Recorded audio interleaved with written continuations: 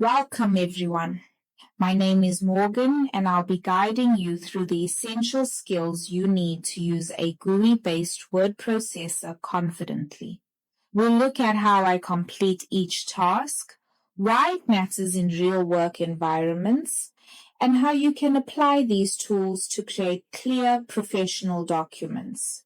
By the end of the session, you'll understand not just what to click, but how these features help you work smarter and communicate better. Let's begin. This session functions as a complete how-to guide that explains step-by-step instructions on performing each task, why each feature matters in real work environments, and how learners can apply these skills to create professional documents. Understanding these tools empowers you to format documents effectively, communicate clearly, and meet workplace standards. Let's begin.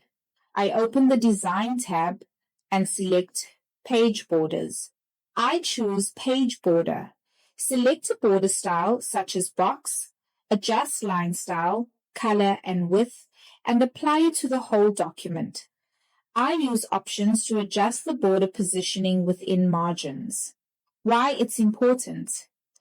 Borders give structure and visual appeal to reports, cover pages, and formal documents. They help separate content visually and make documents appear more polished. I go to File New to browse templates such as reports, letters, forms, or resumes. After selecting one, I replace placeholder text with my own content and save the document as a docx file. Why it's important.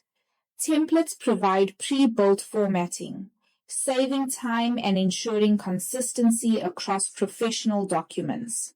I use home styles to apply heading 1 for main headings, heading 2 for subheadings, and normal for body text. I right-click a style and select Modify to update font, size, color, or spacing. Why it's important. Styles maintain consistent formatting, support accessibility, and allow automatic creation of tables of contents. I go to insert header or footer. I add items like page numbers, author names, or document titles. For a clean cover page, I enable different first page. Why it's important. Headers and footers provide essential information across pages, improving navigation and professionalism. I then insert page breaks using Ctrl+Enter to start new content. I use layout breaks next page for section breaks that allow changes to margins, orientation, or headers in specific sections. Why it's important. Proper use of breaks prevents formatting errors and supports complex document layouts. I go to Insert Symbol, More Symbols, and choose from symbol fonts like Sego UI symbol. Double-click inserts the symbol. Why it's important. Symbols enhance clarity when referencing trademarks, mathematics, or technical information. I use references insert footnote for content applied at the bottom of the page, or insert endnote for content at the end of the document. I adjust numbering in the footnotes dialog. Why it's important.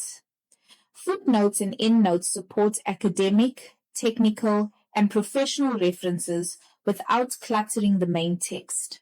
For using spell check, I run review spelling and grammar to correct errors. I choose change, ignore, or add to dictionary. Why it's important. Spell check improves accuracy, credibility, and professionalism in workplace documents. I open Review Editor to check grammar and clarity. I review suggestions and apply changes when they improve the sentence. Why it's important. Grammar correction helps ensure clear communication and reduces misunderstandings. I right-click a word and choose synonyms or open Review Thesaurus to find alternatives. Why it's important. The thesaurus helps avoid repetition, strengthen vocabulary, and enhance writing quality. Now let's move on to adding bullets and numbers. When adding bullets and numbers, I highlight text and use home bullets or numbering. I use tab to create sub-levels and shift plus tab to move back. Why it's important?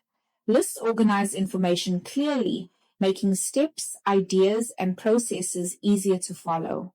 I choose define new bullet or define new number format to customize symbols, alignments, or numbering style. Why it's important? Consistent and structured lists enhance readability and create professional-looking documents. I insert a table via Insert Table, selecting columns and rows. I fill cells and adjust alignment in table layout. Why it's important? Tables organize data, comparisons, schedules, and structured information efficiently. I drag borders to resize or use layout cell size to input exact measurements. AutoFit adjusts columns automatically. Why it's important? Proper cell sizing improves readability and ensures data fits cleanly within the table. I use layout insert above, below for rows and insert left, right for columns. Why it's important? Editing tables easily allows information to remain organized even as content grows. When adding borders to a table, I select the table and use table design borders, choosing styles, weights, and colors. Why it's important? Borders help define sections within tables, improving clarity and structure. I go to Insert Table, Quick Tables, and select a ready-made design. I replace the placeholder content. Why it's important? Quick tables save time and provide professional pre-designed layouts. I click the image, open picture format, picture border weight, and choose a thicker or thinner line. Why it's important? Image borders enhance visibility and help images stand out within the document. When resizing a shape, I select a shape and drag corner handles or use shape format size for precise measurements. Why it's important? Correct shape sizing ensures visual balance and clarity in diagrams and layouts. I go to Insert Chart, choose a chart type, and edit data in the pop-up Excel sheet. The chart updates automatically. Why it's important? Charts represent data visually, improving comprehension and presentation quality. I click the image and select Picture Format, Picture Border to choose border, color, and width. Why it's important? Borders help images blend into the document design or stand out when necessary. I use mailing select recipients, type a new list to create a list, or I prepare one in Excel with headers such as name, address, and contact number. Why? It's important. A clean mailing list allows automated personalized letters and labels. Now, when I connect the mailing list, insert merge fields, preview results, and finalize with finish and merge. Why it's important. Mail merge automates large communication tasks, saving time and ensuring accuracy. I choose File Save As and select Doc X for normal editing, PDF for secure sharing, or .x for templates. Why? It's important. Saving correctly ensures compatibility, professionalism, and ease of sharing. I choose File Save As Web Page, filtered.html. This creates an HTML file suitable for web publishing. Why it's important. HTML saves documents in a web-friendly format, useful for uploading to websites or learning platforms. That brings us to the end of our session. We've covered the key tools that help you format, structure, and present information professionally. Keep practicing these steps so they become part of your everyday workflow. The more you use them, the more confident and efficient you'll become. Thank you for your attention. Welcome to this training session on Unit Standard 116938. Use a GUI-based word processor to create and edit documents. In this session, we will cover 25 essential tasks in Microsoft Word. Each section will guide you step by step. Please follow along on your computer as I explain each task. Task 1. Adding borders to a document. To add a border to your document, click on the Design tab at the top of Microsoft Word. Next, click on Page Borders. A dialog box will open. From here, choose Box, Shadow, or 3D. Then select the style, color, and width of your border. Once you are satisfied, click OK. The border will now appear around your document. Task 3. Adding styles to a document. Styles make documents consistent and professional. Highlight the text you want to format.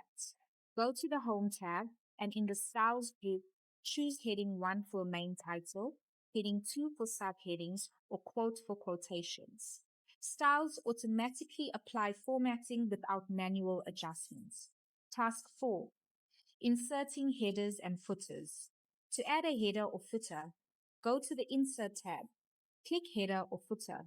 Choose from the predefined styles or select Edit Header or Edit Footer for customization.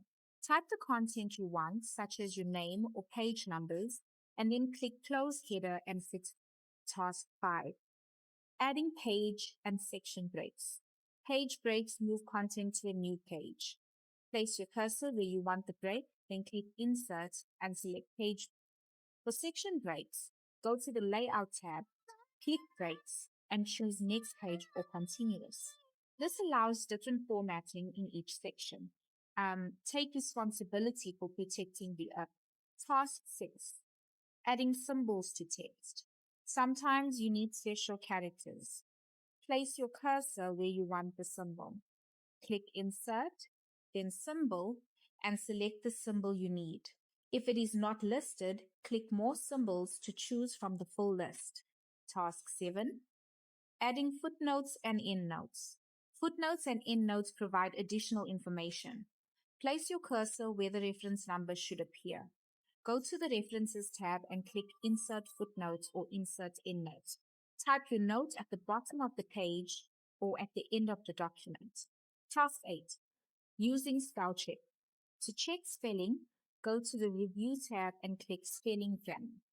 Word will highlight errors and suggest corrections. Choose the correct option or click Ignore if the word is correct. Task 9. Using Grammar Check. Grammar Check is part of Spelling Grammar in the Review tab.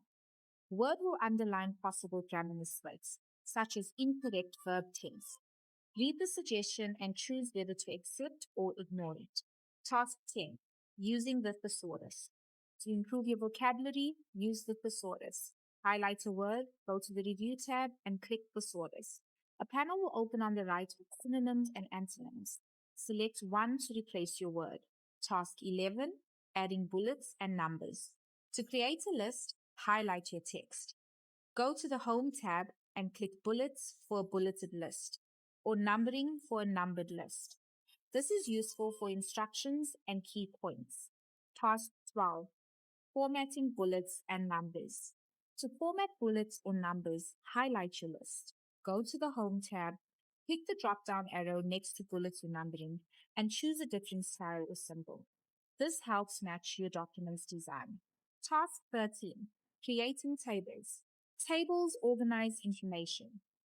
Go to the Insert tab, click Table, and drag to select a number of rows and columns. Click to insert it into your document. You can now type inside the table cells. Task 14. Changing table cell size. To adjust table size, select the table. Right-click and choose Table Properties. Under Row and Column, change the dimensions. This helps fit content neatly. Task 15. Inserting rows and columns in a table. To add more space in a table, right-click the cell, select Insert, then choose rows above or below, or columns to the left or right. The new row or column will appear instantly. Task 16. Adding borders to a table. To add borders, Click anywhere in the table. Go to the Table Design tab, click Borders, and choose a style and color. This makes your table more readable. Task 17. Using quick tables. Quick tables are pre-designed tables. Go to Insert, then Table, and choose Quick Tables. Pick a design that suits your needs and fill in your data. Task 18. Changing line width for an image. Click on the image. Go to Picture Tools and choose Format Picture. Under Line Style, adjust the width of the border. This can make images stand out. Task 19, resizing a shape. Click on the shape. Small handles will appear. Drag a handle to resize the shape proportionally or stretch it as needed. Task 20, adding charts. Charts help visualize data. Go to the Insert tab and click Chart. Choose the type of chart, such as bar or pie. An Excel window will open for you to enter data. Once done, the chart updates automatically.